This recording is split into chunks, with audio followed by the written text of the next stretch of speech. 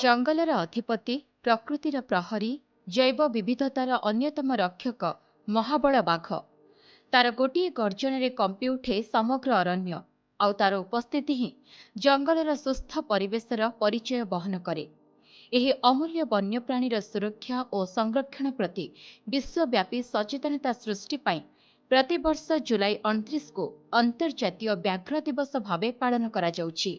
यह दिवसर मूल लक्ष्य हेउछि विलुप्त प्राय बाघों सुरक्षा, सेमानक बासस्थलीर संरक्षण एवं मनीष और वन्यजीव मध्य सह अस्तित्वर संदेश प्रसार करने।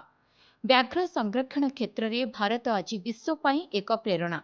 1973 मसीह आरंभ होइथिबा प्रोजेक्ट टाइगर विश्वर सबुठु सफल वन्यप्राणी संरक्षण अभियान मध्यरु अन्यतम। फल विश्वर मोट बाघ संख्यार 75% अधिक बाघ आज भारतर जंगल में सुरक्षित भावे बास करुछंती। वर्ल्ड रे 75% बाघ इंडिया तेणु भारत को अन्य देश लोक जो आसुँच कोटी कोटी टंका रोजगार कर सरकार चित्रकला माध्यम रे लोक को इंटरेस्ट आसो आपण को भी भल लगे प्रचार प्रसार करने आम भी विभिन्न स्कूल कॉलेज जाकि लोक मान बुझाऊ सरकार तार लेवल कर साधारण लोक लेवल कर। व्याघ्र संरक्षण सफलतार ओडिशार अवदान मध्य गर्वर विषय। मयूरभंजर सिमिलीपाल व्याघ्र प्रकल्प हेउछि पृथ्वीर एकमात्र स्थान जेउठारे दुर्लभ मेलानिस्टिक बा कला बाघ देखिबाकू मिलंती। जीनगत परिवर्तन जोगु शरीर में घन कला डोरा थिबा एही विरल महाबल माने आज ओडिशार वन्य संपदर अमूल्य परिचय।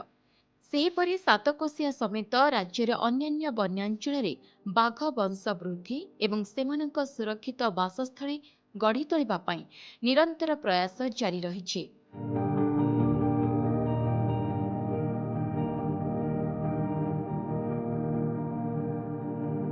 बाघ बंचिले जंगल बंचिब, जंगल बंचिले पृथ्वीर जीवनधारा और परिवेश सुरक्षित रहिबो।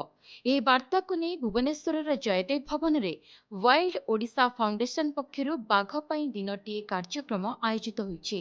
कार्यक्रम में ओडिशार लोकप्रिय पारंपरिक बाघ नाच मध्य समस्तक आकर्षणर केन्द्रबिंदु पालटिथिला।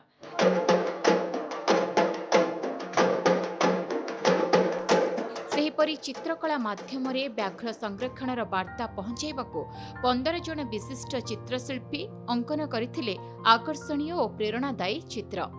मो मनीष जीवन और वन्यप्राणी मध्य थिबा जो संपर्कटा से देखा चाहिए तो मनीष केमती निजर जीवन को आलोकित करने विकास करने वन्यप्राणी जीवन को अंधकार करदे मुझे देखा चाहिए। गोटे शांत बाघ वर्तमान गोटे रूम भितर शोई तो सी शोई केवल शांत नहीं से क्लांत अच्छी।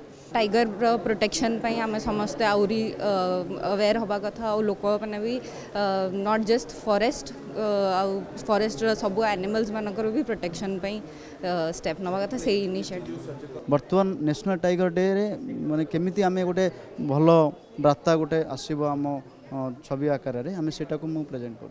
बाघों को सुरक्षा एवं बाघों को बंचाइबा तथा सेमानक प्राकृतिक बासस्थली को सुरक्षा देवा केवल सरकार किंबा वन कर्मचारी दायित्व नुहे बरम आम समस्त दायित्व। भुवनेश्वर कैंपस अच्युतानंद सिंपल नायक, डीडी न्यूज ओडिया।